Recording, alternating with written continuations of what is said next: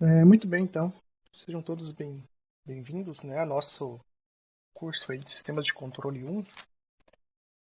A gente vai dar início, então, à disciplina e o primeiro tópico que vai ser abordado em formato de vídeo é a modelagem dinâmica, modelagem de sistemas dinâmicos no domínio da frequência.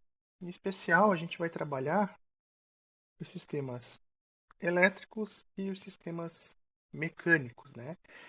São os dois sistemas mais simples, né? Obviamente tem outros tipos de sistemas, como térmico, hidráulico, até o próprio eletromecânico, mas a ideia aqui dessa parte é mais a gente ter um ponto de partida, ver qual que é a ideia da modelagem, né? Então a gente vai usar leis da física desses dois tipos de sistemas. E se você quiser modelar um outro tipo de sistema ou um sistema interligado, você já tem aí os caminhos, né?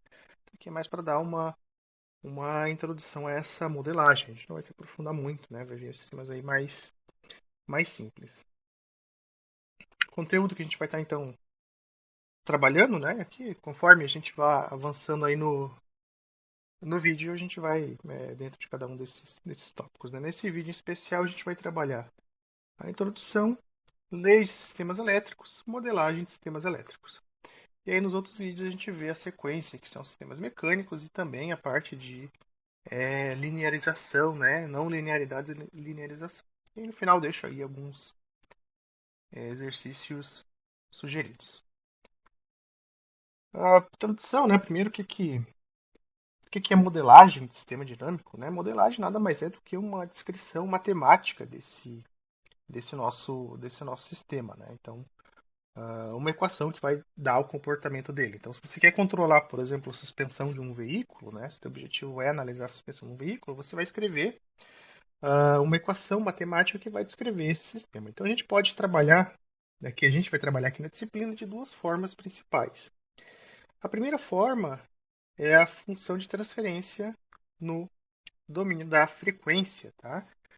Usando o transformador de Laplace. Tem algumas vantagens, algumas desvantagens. A maior vantagem é a sua simplicidade. A desvantagem é que você, por exemplo, só pode trabalhar com sistemas lineares invariantes no tempo, enquanto que outro tipo de modelagem, como no tempo, você pode incluir não linearidades. Né? Uh, Tem uma outra forma de modelagem, né, que é por equações diferenciais. Você pode escrever uma equação diferencial que vai descrever o sistema. Na verdade, é um passo anterior da nossa função de transferência. Mas no domínio do tempo, o mais usual é escrever equações de estado, né? O famoso espaço de estados. Então são essas equações aí no domínio do tempo, que é uma outra forma de modelar então o nosso sistema dinâmico. Enquanto a função de transferência vai te dar uma equação que representa o sistema, né? A equação no espaço de estado, modelagem em espaço de estado, vai te dar uma forma matricial de n equações diferenciais de primeira ordem, dependendo aí do tipo da ordem do teu sistema, né? Se o teu sistema for de ordem 8, por exemplo, em vez de você escrever uma equação diferencial de oitava ordem, você escreve na forma matricial 8 equações de primeira ordem. Isso também facilita muito aí na hora de analisar o teu sistema. Para modelar o sistema, né, a primeira coisa que a gente tem que saber, que a gente tem que conhecer, são as leis da física que regem esse sistema, né? Só tomar um café.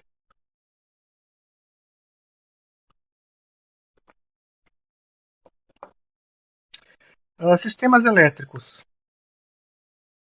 Sistemas elétricos, a gente vai usar lei de Kirchhoff das tensões e das correntes, né? Então, eu não vou me aprofundar muito em circuitos elétricos, né? Esse é um conhecimento que vocês já devem ter trabalhado ou estão trabalhando ali em circuitos elétricos 1. Fonte de tensão, o que é uma fonte de corrente, elementos passivos. A gente vai meio que dar só uma pincelada rápida aqui e partir para a modelagem mesmo, que é o que mais importa, porque isso, né, é sombreado aí com outras disciplinas. Sistemas mecânicos, a gente vai utilizar então as leis de Newton, né, principalmente o somatório das forças tem que ser igual a zero num sistema físico, né? Então a força aplicada é igual à força de cada um dos elementos passivos. É bem similar ao que a gente vê aqui é, em circuitos elétricos. Se você quiser modelar, por exemplo, sistemas térmicos, aí você vai ter que partir para as leis da termodinâmica. Mas, vocês vão ver que é, sistemas elétricos e sistemas mecânicos são muito similares, né? E aí, por contrapartida, os outros sistemas também são bem similares. Uma vez que você pega a ideia de cada um deles, né? Essas leis, na verdade, dizem basicamente a mesma coisa, só que para sistemas aí diferentes. Pegou a ideia de um, de dois, né? Como o que a gente vai trabalhar aqui. Para trabalhar os demais, aí fica bem mais simples. Tem sistemas aí um pouco mais complexos, né? Que ele não é só um sistema elétrico, nem só um sistema mecânico.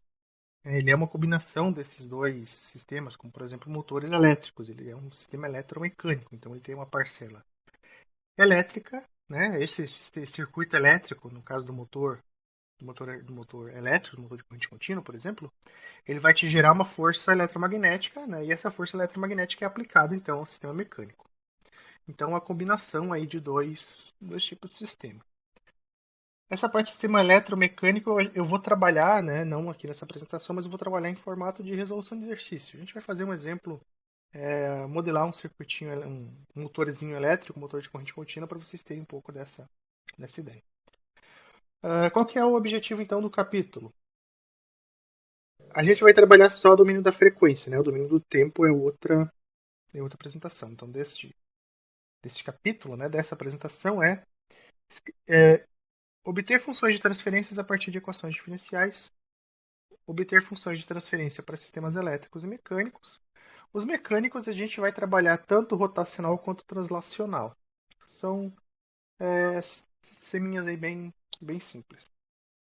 E por fim, né, identificar não linearidades e linearizar sistemas dinâmicos não lineares a fim de obter a função de transferência. Então, dito isso, a introdução do nosso sistema, do nosso capítulo, desculpe, pré-requisitos, né? O que você tem que saber para acompanhar esse capítulo? A disciplina de sistemas, aqui na nossa graduação, é chamado de sistemas lineares, né? Em outras graduações, outros cursos, é chamado de sinais e sistemas, que é o quê? Transformada de Laplace, propriedades da transformada de Laplace. O que é uma transformada de Laplace? Como que eu obtenho uma transformada de Laplace? Resolver, por exemplo, as propriedades da transformada de Laplace, né? Como que eu obtenho a transformada? Para que eu uso a transformada de Laplace, né? Então, todas essas questões, embora a gente revise aqui bem por cima, mas isso tem que estar bem fundamentado ali da disciplina de sistemas lineares, tá? Basicamente, esse o nosso pré-requisito, é saber transformada de Laplace. Além de saber trabalhar, né? Interpretar, para que serve. Tá? Esse é o nosso, então, nosso pré-requisito. Então vamos com a definição, né, continuando a nossa introdução, com a definição de função de transferência. Antes da gente passar para a modelagem propriamente dito, é interessante a gente estabelecer esse conceito de função de transferência. Eu acredito que vocês devam ter visto isso, tá, lá em sistemas lineares, talvez com outro nome, tá? Mas a ideia aqui é basicamente a mesma lá de sistemas lineares, tá? Então, sistemas no domínio da frequência são representados por funções de transferência. Como que a gente chega nessa função de transferência, né? Vamos considerar essa equação diferencial apresentada aqui abaixo. Então, é uma equação de ordem n, né? Então, C de t vai ser a minha saída desse sistema, né? E o nosso R de t é a nossa entrada. Então, é uma equação diferencial de algum sistema, né? Coeficiente a n, que multiplica a derivada de ordem n, depois a n-1, depois a n-2, n-3, assim por diante, até que você chegue na derivada n-0, ou seja, a tua própria entrada, tua saída sem nenhuma derivação, daí o coeficiente é a zero. Do lado da entrada, a mesma coisa, né? O coeficiente bm, né? Então aqui eu tenho a derivada de ordem m da minha entrada, derivada -1, depois a derivada -2, até que você chegue o coeficiente B0, que é o termo sem a derivada. O que a gente vai fazer? A gente vai aplicar a transformada de Laplace nessa equação diferencial. lembrando, né, de transformada de Laplace. Qual que é a transformada de Laplace do C de t? Transformada de Laplace C de t, o C de t é uma função. A gente não sabe a cara dele, né, até porque quando você resolve uma equação diferencial o que você quer obter é um C de S, tá? O R de t vai ser o nosso R de S. Também, o R de t a gente pode até saber qual é o formato dele, mas para escrever de forma geral para qualquer entrada, né, aí a gente coloca R de S e depois você aplica a transformada de Laplace naquela entrada específica para obter quem quer de fato ter o R de S. A gente vai deixar como uma entrada qualquer.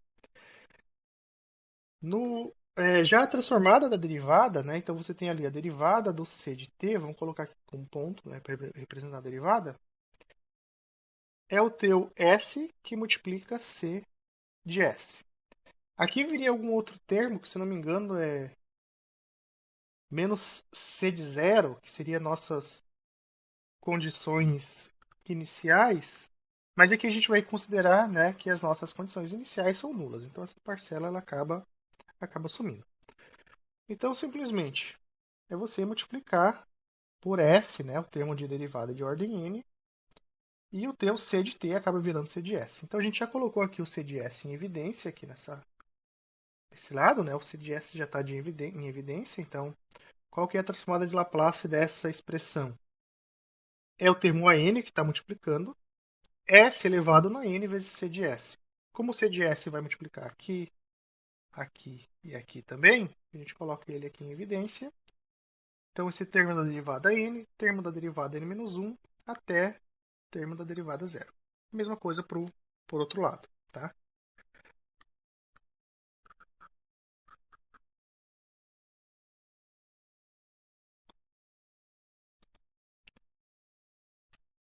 Obtido essa nossa transformada de Laplace, o que a gente vai escrever? A gente vai escrever uma razão, né, uma divisão que relaciona o meu C de S com o meu R de S, que é a minha entrada. Então, essa parcela que está multiplicando o C de S, toda essa parcela que está multiplicando o C de S, ela vai passar para cá dividindo. O R de S que está multiplicando passa dividindo o C de S e a gente obtém essa, essa expressão que é a relação da entrada, da saída com a entrada. Né? Isso aqui é o que a gente chama de função de transferência. Tá? É simplesmente você obter uma relação, uma razão, né, da tua entrada dividida pela tua saída. Né? Então você tem aqui uma entrada, um R de S. O G de S é o que a gente usa para denominar a função de transferência, aqui é a tua saída C de S. Se você quer obter a tua saída, você vai multiplicar essa tua função de transferência, né, no caso é essa equação que a gente obteve aqui, vezes o teu R de S. Então é uma outra propriedade da transformada de Laplace. Né? Se você fosse fazer essa operação no tempo, uma vez que você tem a representação do sistema, se você está trabalhando no tempo, você tem que fazer a integral de convolução, no caso de sistemas de tempo contínuo. E vocês devem se lembrar que lá de sistemas lineares fazer uma integral de convolução é algo bem chato, né? Dependendo aí do tamanho da tua função, é algo bem chatinho de se fazer. Enquanto aqui você obtém aí multiplica simplesmente as duas expressões, tá? Outra grande vantagem então da transformada de Laplace é que essas relações aí de derivadas integrais viram apenas a gente trabalha apenas algebricamente, né? Então uma derivada é uma multiplicação por S, uma integral, uma divisão por S. Então acaba simplificando muito a representação matemática do sistema. Então, definindo função de transferência, né, mais formalmente, a razão entre a saída e a entrada de um sistema físico no domínio da frequência é chamada função de transferência. Para obter a função de transferência, a gente tem que considerar que o teu sistema ele tem condições iniciais nulas, tá? Porque se ele não tiver condições iniciais nulas, você não consegue escrever uma forma de fração, né? Você teria que mais alguma coisa devido às condições iniciais, e aí já não é a definição de função de transferência. Teu sistema ele deve ser, então, linear, invariante no tempo. A gente vai ver ainda a questão de sistemas não lineares, como que a gente pode fazer para linearizar isso. Lá em sistemas lineares, né, vocês viram a famosa resposta ao impulso, né, que o professor tem aquela frase bonita, né? A resposta ao impulso é suficiente para determinar as características de qualquer sistema linear invariante no tempo, né? Então, a resposta ao impulso, a transformada de Laplace da resposta ao impulso já é a própria função de transferência. Né? Se você lembrar que a resposta ao impulso, né, vamos colocar aqui o impulso de t, a transformada de Laplace dele é 1, né? Então, se você quer calcular a tua saída, no caso C de S, vai ser o teu G de S, que é a tua função de transferência, vezes 1, né? Então, quando a entrada do sistema é um impulso unitário, aquela equação que você obter para a saída é a própria função de transferência, né? A gente não costuma usar isso muito para sistema elétrico, né? Mas para sistema mecânico é bem comum você obter a resposta ao impulso do sistema mecânico para saber as frequências de ressonância, né? A resposta ao impulso do sistema mecânico é algo muito simples.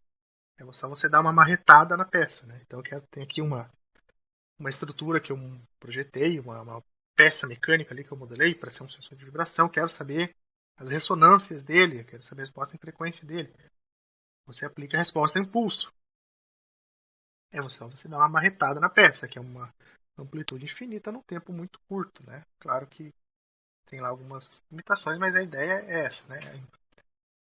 A marretada é suficientemente rápida frente às constantes de tempo ali do sistema mecânico, ok? Então a função de transferência é basicamente isso. Então, para modelar, a gente vai escrever a equação diferencial que descreve o sistema, para modelar, para obter a função de transferência, utilizando ali as leis da física, né, leis de Kirchhoff, leis de Newton, e aplica a transformada de Laplace para escrever uma forma de divisão. Você tem que saber quem é a entrada e quem é a saída do sistema. Exemplinho rápido, né? Dada essa equação diferencial, derivada terceira, derivada segunda, derivada primeira, e aqui o nosso C de t, né? Então, derivada terceira do C de t mais 3 vezes derivada segunda do C de t, 7 vezes derivada primeira do C de t, 5 vezes C de t, e do outro lado, derivada segunda do R de t, que é a entrada, mais 4 vezes derivada primeira, mais 3 R de t. Você vai aplicar a transformada de Laplace dos dois lados da expressão, né? Então aqui a gente vai obter o nosso C de S, e aqui a gente vai obter a relação do R de S. Agora é simples, né? Você tem o C de S, você vai passar o R de S dividindo. O numerador da nossa expressão são os coeficientes ali do R de S, então mais 4S mais 3. Vai passar dividindo então S ao cubo, 3S quadrado, mais 7S mais 5. Então essa é a nossa função de transferência, né, dessa equação diferencial. De onde que vem essa equação diferencial? Pode ser um sistema elétrico, pode ser um sistema mecânico, eletromecânico, térmico. Né? É que a gente está só mesmo obtendo a função de transferência.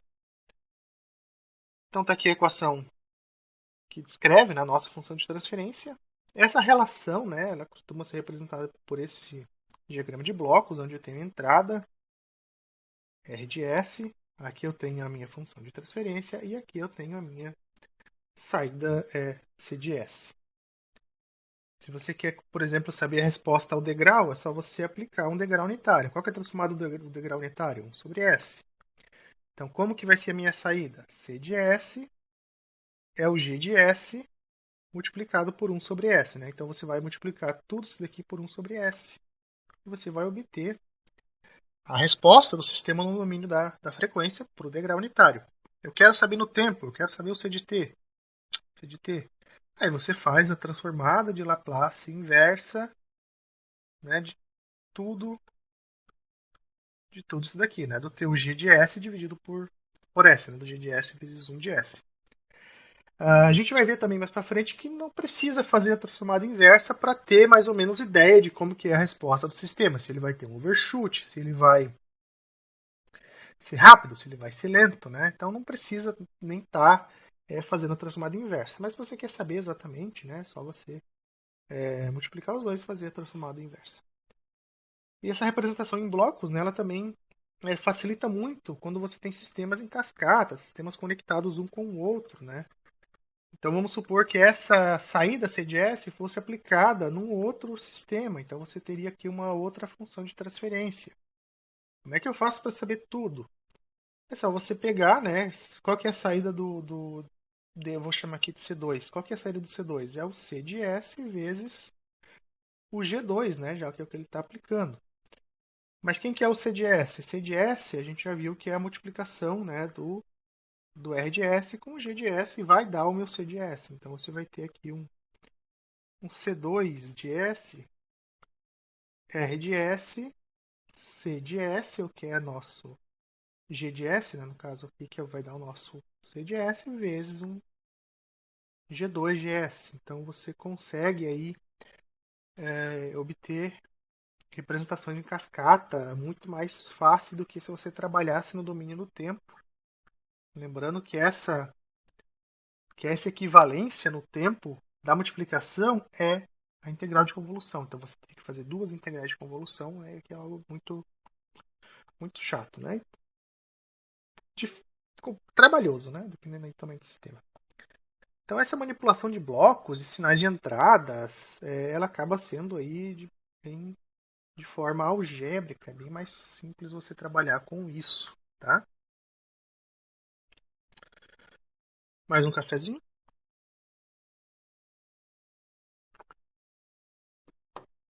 Leis de sistemas elétricos. Bem rapidamente a gente vai conversar sobre isso, né? Como eu falei, circuitos elétricos 1, circuitos elétricos 2, acaba trabalhando mais essa parte de sistemas elétricos, né? E as leis ali vocês devem ter visto muito em física 3, né? Física é uma parte mais de eletromag.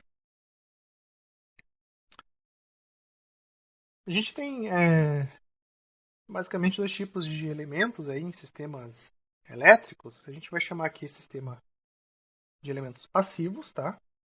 Que são aqueles elementos que eles não geram energia, eles não jogam energia no sistema, ou eles consomem, que é o caso dos resistores, ou eles armazenam essa energia como capacitores e indutores. E elementos ativos. Elementos ativos são aqueles que conseguem jogar energia para o sistema ou às vezes manipular um sinal, né, como transistores, amplificadores operacionais. Não necessariamente ele vá jogar energia, mas ele precisa tirar energia de outro lugar para poder funcionar. Às vezes ele amplifica, às vezes nem tanto, né? E também elementos ativos é aquele que está jogando energia no sistema propriamente dito. Fontes de tensão, tá? Fontes de corrente. Como eu comentei, os transistores podem ser utilizados para dar um ganho. Você pode fazer fontes de corrente com transistores. Fontes de tensão controladas por corrente, né? Aquelas fontes dependentes lá de circuitos elétricos, você pode construir isso com transistores, né? Amplificadores operacionais são muito utilizados para a gente fazer um processamento analógico, né? Pode-se dizer assim, eu quero pegar um sinal, eu quero multiplicar ele por 2, eu quero subtrair 3, eu quero somar 4. Como é que você faz isso? Amplificadores operacionais é a forma mais simples de se fazer. Transistores, amplificadores operacionais, a gente não vai trabalhar muito aqui, porque isso é o foco lá para eletrônica A e eletrônica B. A gente vai ficar mais com elementos passivos, que é o R, o C de capacitor e o L de indutor, fontes de tensão e fontes de corrente. Então as cadeiras, que aqui na nossa graduação é chamada de eletrônica A e B, né? Alguns lugares chamam eletrônica analógica, eles vão ficar mais com essa parte aí desses elementos como semicondutores, né? Pode ser assim, né? Transistores, amplificadores operacionais, diodos e assim por diante. Começar pelo primeiro elemento passivo, que é o resistor, né? São elementos que resistem, que se opõem à passagem de corrente elétrica, e essa oposição, passagem da corrente, ele acaba dissipando energia em forma de calor. Então ele é um elemento do resistor, do capacitor e do indutor, ele é o que dissipa energia por efeito Joule, né? Energia em forma de de calor. Você deve ter visto isso em física 3. Tá? A lei de Ohm é a lei que define a relação de tensão corrente nesses elementos. Então, se a gente tem uma corrente indo nessa direção, a gente convenciona, né, que a corrente sempre entra no positivo do resistor e sai no negativo do resistor. São aquelas convenções ali que vocês vão ver, ou deve ter visto em física 3, circuitos elétricos. Né? A gente vai partir do princípio que que isso aí já é de conhecimento de vocês. Qual que é a relação de tensão corrente? A tensão do resistor é a resistência vezes a corrente. De maneira semelhante, né? Se você tem a tensão, quer saber a corrente, é a tensão dividido pela resistência. A unidade dele é ohms, né? Então o resistor dado em ohms, certo? Próximo elemento passivo é o capacitor. O capacitor é bem estudado ali na física 3, né? Quando vocês estão vendo ali campos elétricos, como que ele armazena energia em forma de campo elétrico, né? Então ele é um elemento que ele é composto por duas placas isolantes, né? Então o desenho dele tem essas duas, o símbolo dele tem essas duas plaquinhas, né? E o meio dele é um dielétrico. Então você pode colocar um elemento ali para aumentar essa capacitância, pode botar uma cerâmica, pode botar uma mica, pode ter capacitores de ar, né? O meio deles ele é ar, né? Duas placas paralelas separadas por um dielétrico, pelo ar, por exemplo, formam um capacitor. Tá? Como ele é um elemento passivo, né? Se a corrente está fluindo nessa direção, queda de tensão sempre entra no positivo e sai do negativo. Tá? As relações, né? Como que eu calculo a capacitância? Você deve ter visto isso lá em física 3, é uma relação geométrica. Você tem a área das placas do capacitor, né? E tem a constante, o epsilon lá do material que separa os dois, a distância que separa os dois, né? Isso é visto lá em física 3, tá? A energia armazenada num capacitor é dado por essa expressão. Desculpa, energia não. A carga elétrica, né, armazenada no capacitor é dado por essa expressão, né? A carga elétrica, que é a capacitância vezes a tensão entre as placas. Então, se a tensão entre as placas for de X volts, né? Então, quanto de carga elétrica que eu tenho armazenada ali? É só você multiplicar pela capacitância. Uma vez, então, que Q de T é carga elétrica e a gente sabe a relação entre carga elétrica e corrente, né? A taxa de variação da carga elétrica é a corrente elétrica, o nosso I de T. Então, se eu derivar essa expressão, eu vou obter uma relação tensão-corrente para o capacitor. Né? Eu vou colocar, então, o I de T, eu vou derivar essa expressão do capacitor C, que é uma constante derivada da tensão em função do tempo. Então, essa é a relação tensão-corrente, corrente-tensão no nosso capacitor. Se você quer obter a tensão, é só você fazer 1 sobre C integral de 0 a T e de tal você obtém então a corrente, a tensão do capacitor com base na corrente. Algumas coisas interessantes do capacitor. Né? A primeira delas, se a tensão é a integral da corrente, né? A integral é um somatório, se essa corrente I não zerar em algum momento, essa corrente, imaginando que a tensão é contínua, né? Corrente contínua, se essa corrente contínua, se essa corrente não zera, a tensão vai subindo cada vez mais, né? Uma hora o capacitor o dielétrico não aguenta, o capacitor estoura. Então, para o capacitor não estourar, a corrente que flui nos terminais dele, ela tem que ter uma média zero, né? Então, uma corrente contínua, né, que está circulando no capacitor de 1 ampere sempre, uma hora ela vai estourar. Então, por isso que a gente diz que para corrente contínua, né, desculpe, em regime permanente, depois de passar muito tempo, o capacitor ele é um circuito aberto, a corrente para de circular ali. E se ela não parar? Alguma coisa vai estourar no teu circuito, né? Mas ela sempre, a gente diz que ela sempre Corrente média no capacitor é sempre nula, né? Então, se a gente está aplicando a corrente contínua, ela tem que ser zero em regime permanente. No transitório, tudo bem. Permanente, ela tem que ser zero. Já se a gente observar a relação aqui da corrente, né? O capacitor ele é um elemento que ele se opõe a uma variação de tensão, uma variação brusca de tensão, né?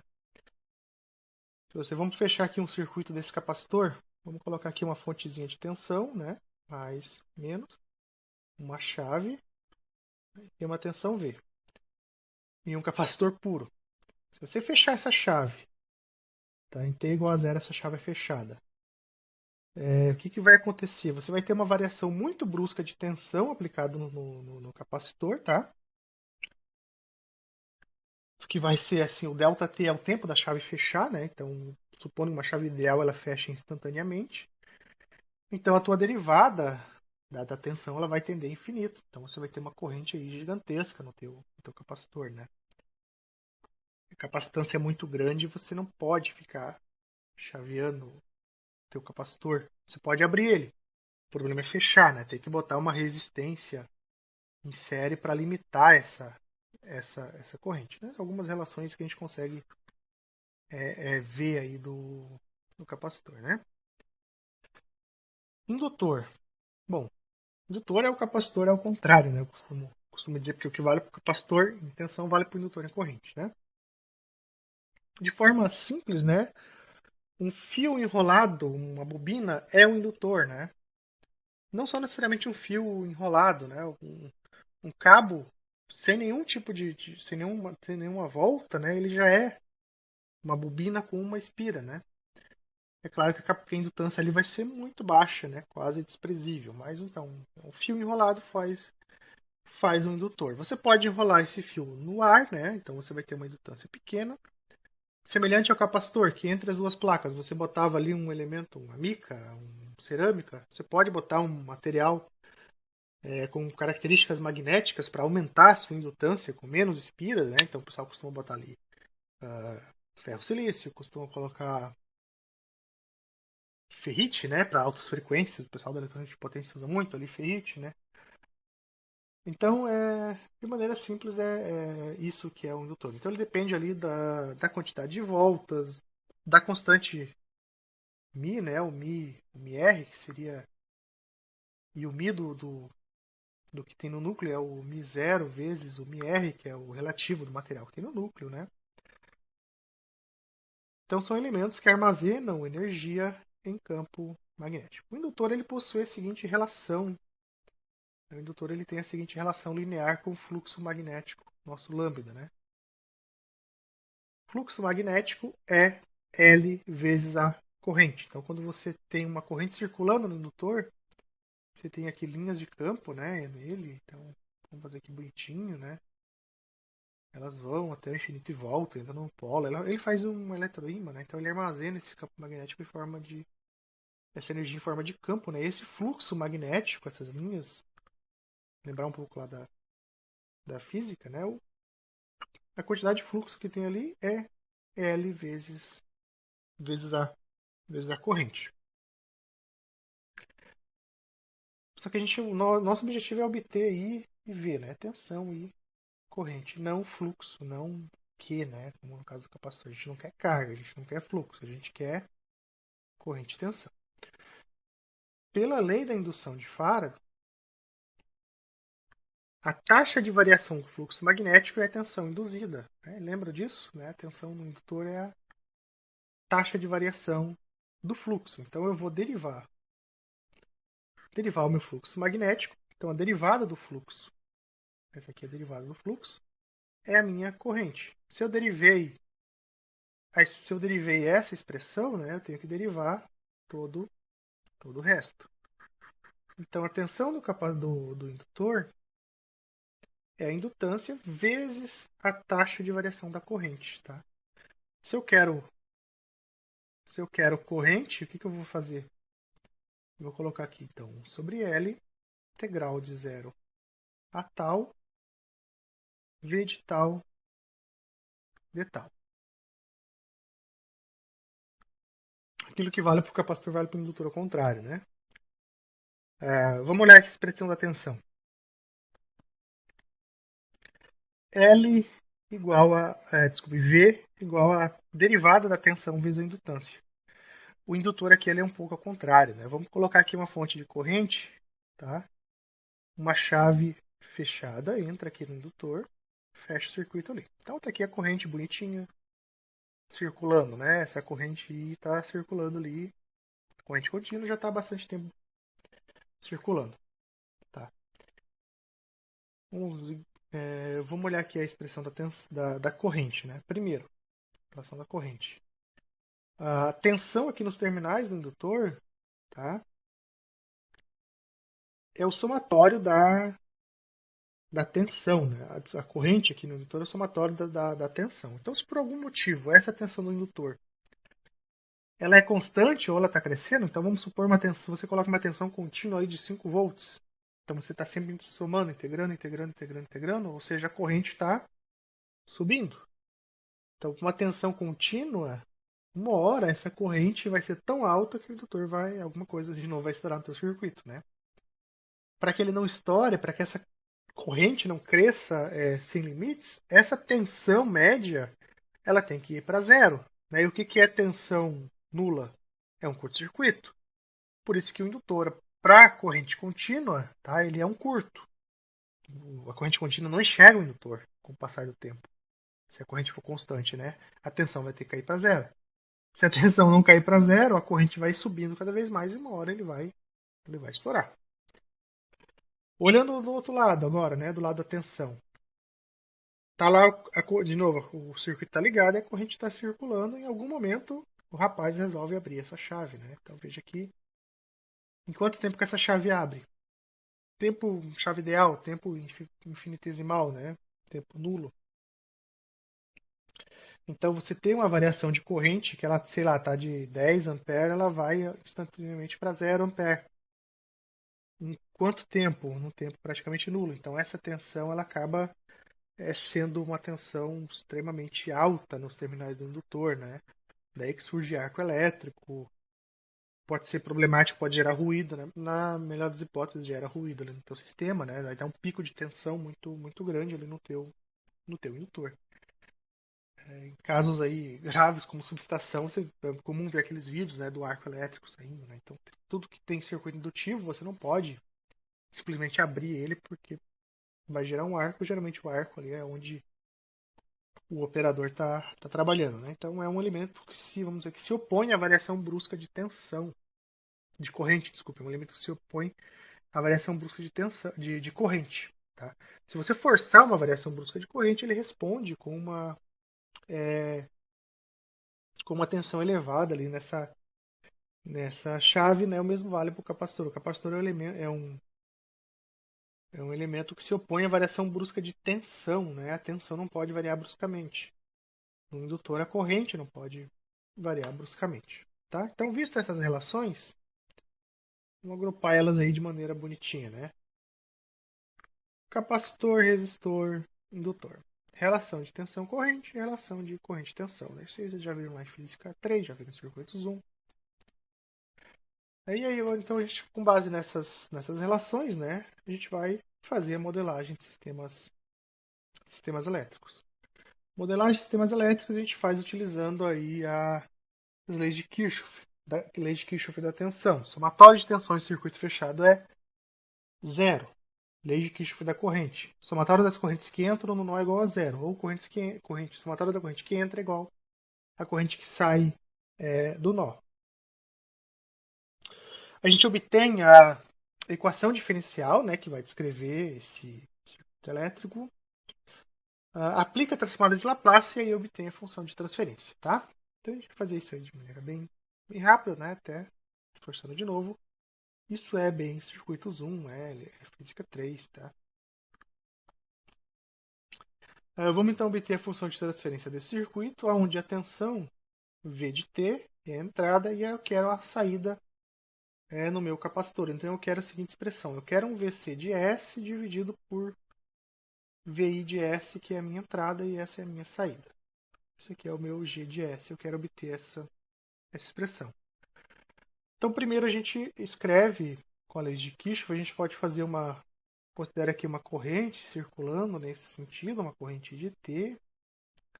E aí você faz o somatório dos elementos, né? Você vai ter aqui a tensão VL, você vai ter aqui a tensão do resistor VR, você vai ter a tensão do capacitor VC.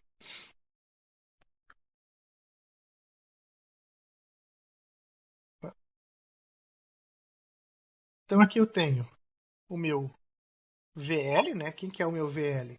É a derivada da corrente. Eu tenho a minha esse aqui então é o VL. Esse aqui é o meu VR. Como que é a tensão no resistor? Resistência vezes a corrente.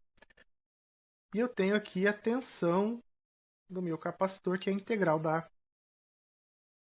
da corrente. Então a soma da tensão dos três elementos passivos tem que ser igual à tensão de entrada, né? Só que perceba que eu quero obter o VC de T em função do VI de T. Isso aqui é corrente, isso aqui é corrente, né? Não é tensão. De alguma forma eu tenho que escrever essas relações em função da tensão. Né? Como que eu posso estar fazendo isso? Primeiro, eu posso estar obtendo, né? Tem várias formas de você obter, você deriva de novo. Enfim, a gente vai fazer dessa maneira. Pela relação da carga elétrica com a corrente, né? Ou seja, a derivada da carga é a corrente, eu vou tentar escrever a tensão do capacitor. Então eu vou pegar essa expressão, né, da carga elétrica e substituir na equação diferencial, né? Nessa equação aqui de cima, para obter a equação de baixo. Tá? Se eu substituir a relação da carga elétrica nessa expressão, né, veja que já tem uma derivada. Então eu vou ficar com derivada a segunda vezes a indutância.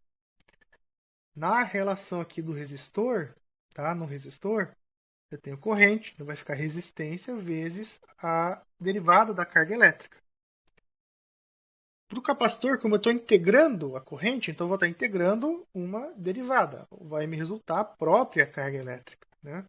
Então, sobre C vezes a carga elétrica. Porém, né, a gente sabe lá da física que que é a carga elétrica é capacitância vezes a tensão do resistor. Então você vai substituir de novo essa relação dentro dessa expressão. Então, se aqui eu tenho derivada segunda da carga elétrica, eu vou ter derivada segunda da capacitância vezes a tensão do capacitor. Tá? Como o capacitor ele é constante, ele pode sair fora da derivada, então eu fico com essa expressão, derivada segunda da tensão do capacitor. E aí eu faço a mesma coisa aqui para o resistor, né? Resistor vezes capacitor vezes a derivada primeira, já que eu tenho a derivada primeira. 1 sobre C, que é de T, se eu substituir C vezes VC de T, vai simplificar capacitor por capacitor, sobra só VC de T igual a V de T. Agora sim, né? Eu tenho tensão do capacitor na minha expressão, na minha equação diferencial, né? E tenho ali também a tensão de entrada. Posso aplicar a transformada de Laplace e isolar as duas expressões. Então, aplicando a transformada de Laplace, né? VC de S, LCS quadrado mais RS mais 1 igual a VI de S. Aí você isola, né? Então, você vai ficar com VC por VI. Inicialmente eu vou ficar assim, né? O LCS quadrado mais RCS mais 1 dividido por 1. Né? Só que a gente costuma deixar o S quadrado, o termo de maior potência, sozinho. Então você divide tudo por LC e aí você obtém essa função de transferência. Então no domínio do tempo é bem simples. Né? Obter a função de transferência é simples. O que é complicado? Talvez escrever essa equação diferencial. Obviamente que esse circuito é muito simples. Agora, se é um circuito muito complexo, né, um série paralelo, vários ramos, várias malhas, escrever equação diferencial é algo bem trabalhoso, né? Você deve ter feito isso em circuito Zoom, né, quando vocês estavam modelando, obtendo ali a equação diferencial do circuito RLC. Não é algo muito simples, né? Para solucionar talvez esse problema, a gente vai introduzir o conceito de impedância, né? Então, a depender da complexidade do circuito elétrico, obter essa equação diferencial é algo complexo. Uma forma de simplificar essa análise no domínio da frequência é utilizar as impedâncias dos elementos passivos. Né? O que diabo é impedância? A ideia da impedância é que a gente possa obter uma relação linear no domínio da frequência da mesma forma que a gente tem uma lei de Ohm. Né? Então, como que é a lei de Ohm? Tensão, no caso do resistor, é corrente do resistor vezes a resistência. A gente quer obter uma relação parecida com isso, só que para capacitor e indutor, né? E resistor ficaria a mesma coisa. Eu só vou voltar naquela tabelinha que a gente viu no final da modelagem, tá? Então a gente vai partir desse ponto de partida aqui, ó, tá? No domínio da frequência, como que ficaria a tensão do capacitor, VC de S? É 1 sobre C integral da corrente. Então é 1 sobre SC, já que dividir por S é a integral, né, vezes I de S. No caso do indutor, o V de S, no indutor, VL de S, é o L vezes a derivada da corrente. Então é o L vezes o S vezes o I de S.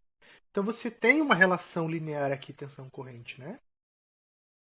Então a ideia da impedância é trabalhar diretamente no domínio da frequência com essas relações lineares. Mas por que a gente não chama resistência, né? Porque resistência é um elemento que dissipa energia. Então a gente costuma usar o nome, utiliza-se, né, o nome impedância, o que impede a passagem da corrente. O cara que deu o nome talvez pense isso, né? E essa impedância a gente chama de Z de S. Da mesma forma que eu tenho uma resistência, que é a tensão do resistor pela corrente do resistor, a impedância é a tensão no domínio tensão dividido pela corrente, né? Só que no domínio S. Então como que ficaria a impedância do capacitor? 1 sobre SC. Né? Então seria a tensão do capacitor dividido pela corrente do capacitor. Vamos voltar nessa expressão aqui de novo. Ó. A gente pega essa expressão aqui. Então, V de S por I de S, no caso do capacitor, é só passar o I dividindo, né? 1 sobre SC. Aí a gente faz a mesma coisa para o indutor. Para o indutor, a impedância do indutor ZL é simplesmente S vezes L. O resistor é o próprio R, tá? O resistor não muda. Então a gente vai refazer esse exemplo anterior, só que agora utilizando a impedância. E o que, que isso facilita? Né? A gente não vai mais usar equação diferencial integral, derivada, a gente vai usar como se fosse tudo resistores, né? No caso, resistores que dependem de S, obviamente. Ou seja, as leis de Ohm continuam valendo. Né? Então aquele trabalho que vocês tinham lá em circuitos 1 para avaliar circuitos resistivos puros, é o mesmo para você trabalhar com indutor e capacitor. Não vai mudar nada. É tensão vezes impedância para ter, desculpa, corrente vezes impedância para ter a tensão, ou tensão dividida pela impedância para ter a corrente, né?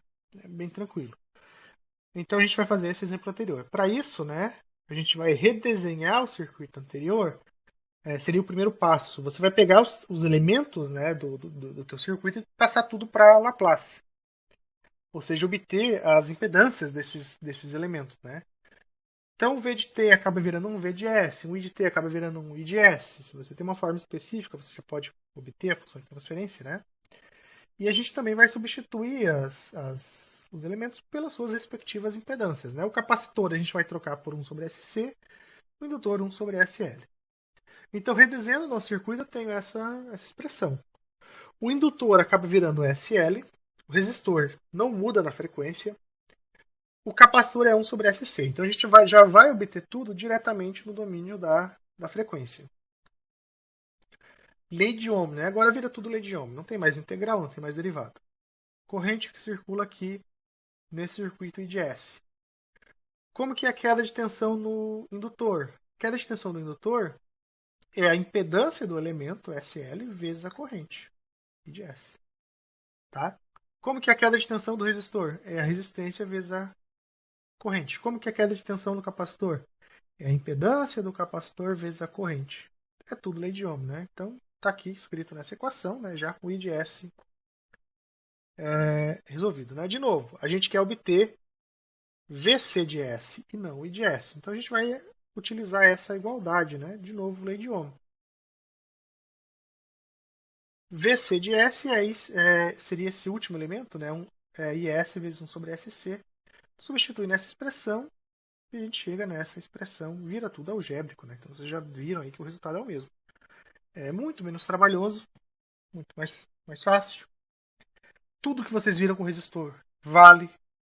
Impedância séria, você soma. Impedância paralela, você faz o somatório dos inversos, né? Então se eu tenho uma impedância em paralelo aqui, outra impedância aqui, né? Estou colocando caixinha porque eu não sei o que é, então esse aqui é um Z1 e aqui é um Z2, então o Z equivalente, né, seria o inverso da soma dos inversos, né, Z1 mais 1 sobre Z2. É claro que o S aqui vai estar trabalhando, então você pode fazer um resistor equivalente.